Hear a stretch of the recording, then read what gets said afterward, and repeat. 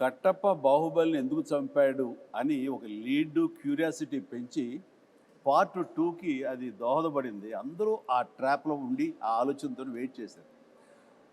ఆ జగదేక వీరుడు అతిలోక సుందరంలో చిరంజీవి విసిరేసినటువంటి ఆ రింగుని చేప మింగింది. ఆ తర్వాత రింగ్ ఏమైపోయింది, అంత ప్రభావితం ఉన్న రింగు, అంత ప్రభావం ఉన్న రింగ్ ఏమైపోయింది అని క్వశ్చన్ మార్క్ వేసి వదిలితే టేక్ ఐ మీన్ 2 జగదేవుడు అతిలోక సుందరం 2 ఎప్పుడో వచ్చి ఉండేది. ఎగ్జాక్ట్లీ ఆ మార్కెటింగ్ స్ట్రాటజీ అక్కడ జస్ట్ మిస్ అయ్యాం. రింగు చేప నోట్లో మింగటం గ్రాఫిక్ కాదు, ఆయన తీశారు విన్సెంట్ గారు. ఒకవేళ గనక ఈ సినిమా సీక్వెల్ కానీ లేకపోతే మళ్ళీ చేస్తే ఎవరు చేస్తే బాగుంటుంది? ఇంకా డౌట్ ఎందుకండి, నేనే అని అనలేను.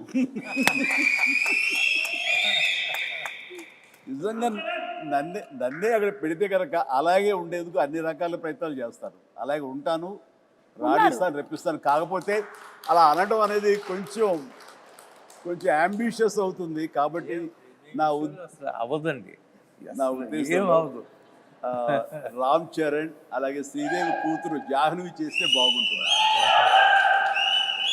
So I think this is big breaking news. Ram Charan garu and Janhvi గనక జగదేక వీరుడు అతిలోక సుందరి మనకి పార్ట్ 2 కానీ సీక్వెల్ కానీ వస్తే it will be super fantastic.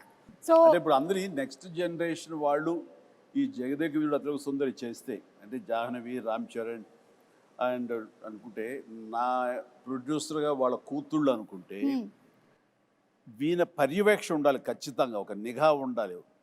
వాళ్ళ అల్లు డైరెక్ట్ చేసి సరిపోతుందేమో నాకు. నాగశ్విన్ గారు, be ready for Jagadeka Veerudu Athiloka Sundari part 2. ఇది లిఖించబడింది, ఖచ్చితంగా ఇది చరిత్ర అవుతుంది. బట్ రాఘవేంద్ర గారి పర్యవేక్షణలో జరగాలి. అండ్ నాగ్ అశ్విన్ దీన్ని డెఫినెట్గా జస్టిఫై చేయగలడు. ఖచ్చితంగా అది నేను ఫస్ట్ కాపీ ఖచ్చితంగా చూస్తాను. Super sir, super.